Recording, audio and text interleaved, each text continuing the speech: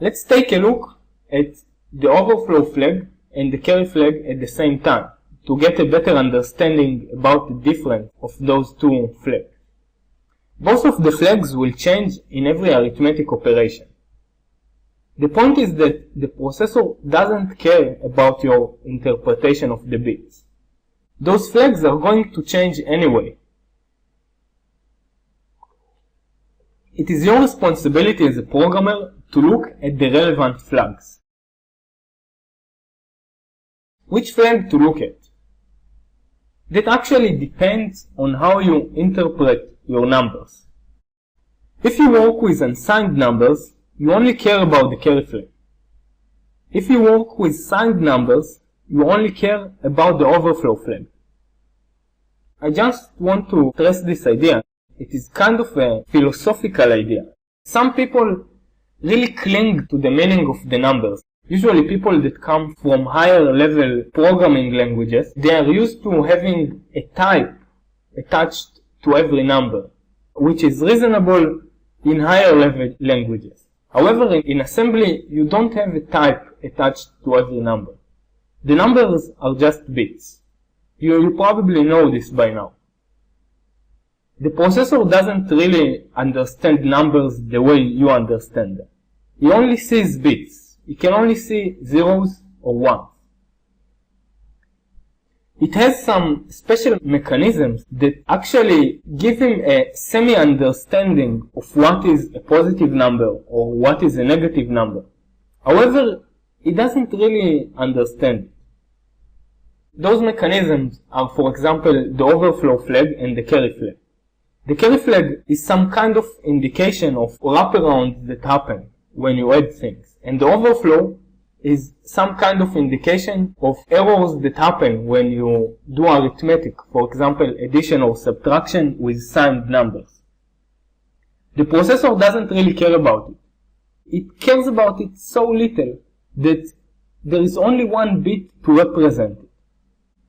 Only one bit to represent wraparounds in unsigned arithmetic, and only one bit to represent overflow in signed operations.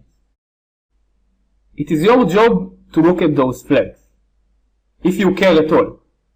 If your program is about unsigned numbers, or maybe the current chunk of code that you work with is about unsigned numbers and you just add unsigned numbers, the overflow flag is going to change too, because the processor doesn't know that you work with unsigned numbers.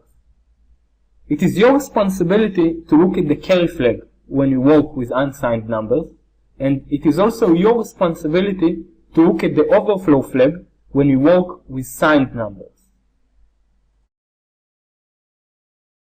Let's try to do some more advanced comparison, just to make sure that you understand the difference between the carry flag and the overflow flag. What we have here is 4 different chunks of code. For every different chunk of code, we are going to try to understand what is going to be the result, and also how the flags are going to be affected. I'll remind you that both of the flags are going to be affected no matter the operation you do. Even if you only care about unsigned numbers, the overflow flag is going to change too, for example. So let's take a look at the first chunk of code.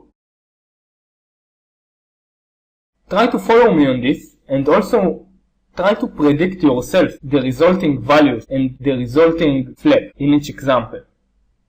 In the first example, we move the value 0 inside EAX, and then we subtract 1 from EAX. Can you try to guess the carry flag and the overflow flag?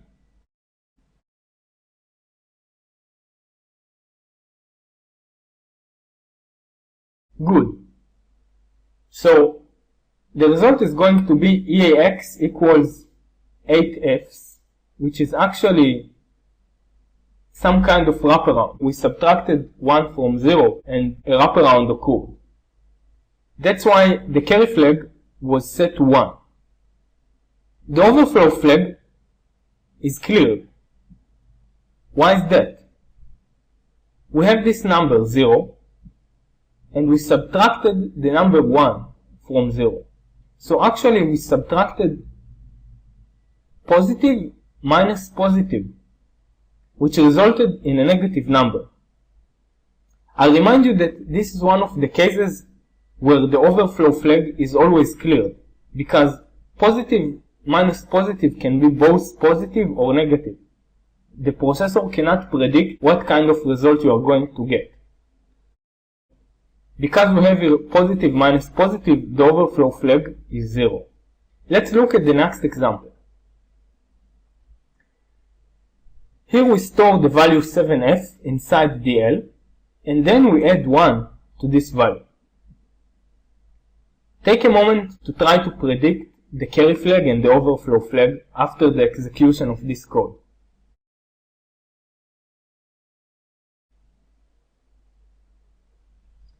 Good.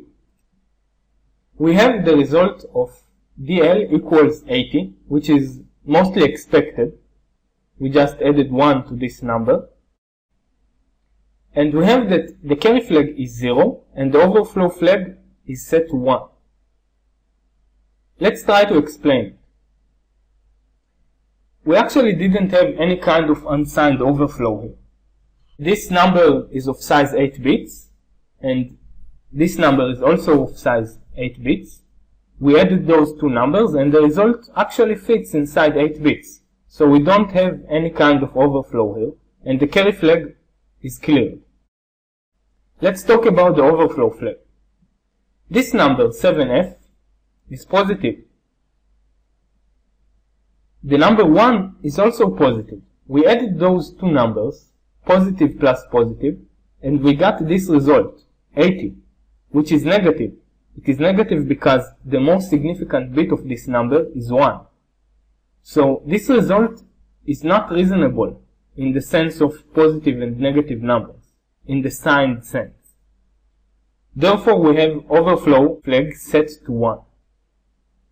Let's look at the next example.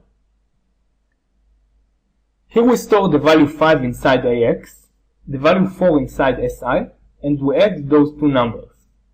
Take a moment to try to predict the values of the flags after the execution of this code.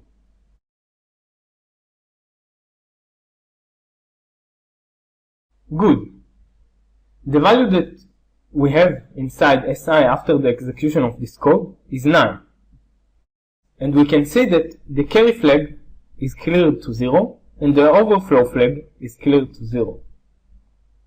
Let's try to explain it. We added those two numbers. I remind you that AX is of size 16 bits and also SI is of size 16 bits. So we added those two numbers and we got the result of 9. It seems that the result actually fits inside the bounds of 16 bits, so no wraparound has occurred. Therefore the carry flag is 0. Let's talk about the overflow flag. The first number here, 5, is positive. Also 4 is positive. And the result 9 is positive, which is a reasonable result. Positive plus positive equals positive. That is why the overflow flag is clear. Let's take a look at the last example.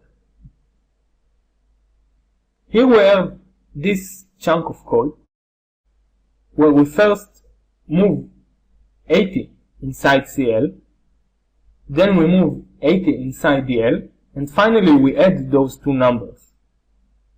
Take a moment to try to predict the result and also the expected values of the flags.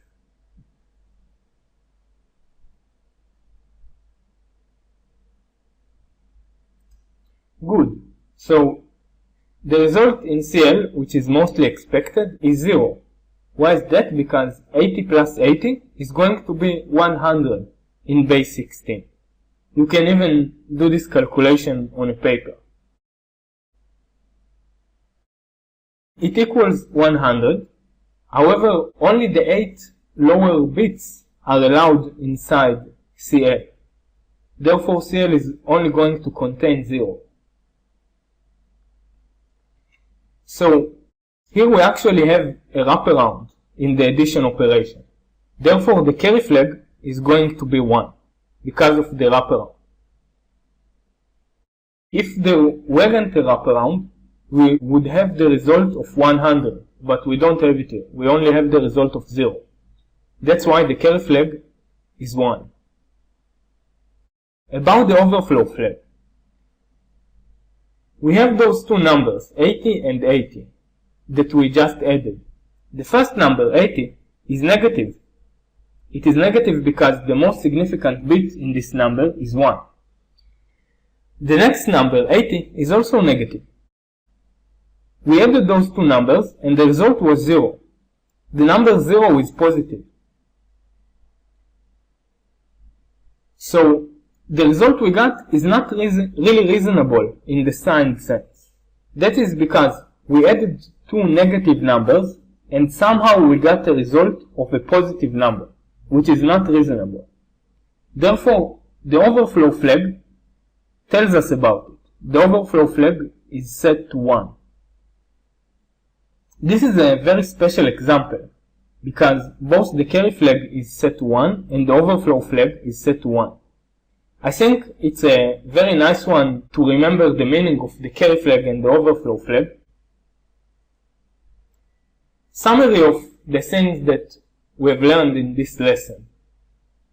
The 0 flag is 1 if and only if the last result was 0.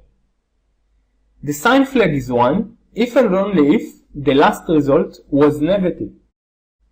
The carry flag is 1 if and only if the result, considering unsigned numbers, is wrong. The overflow flag is 1 if and only if the result, considering signed numbers, is wrong. I also want to remind you that all of the flags change in every operation that you do, in every arithmetic operation that you do, and also that the processor doesn't really care which flag you care about.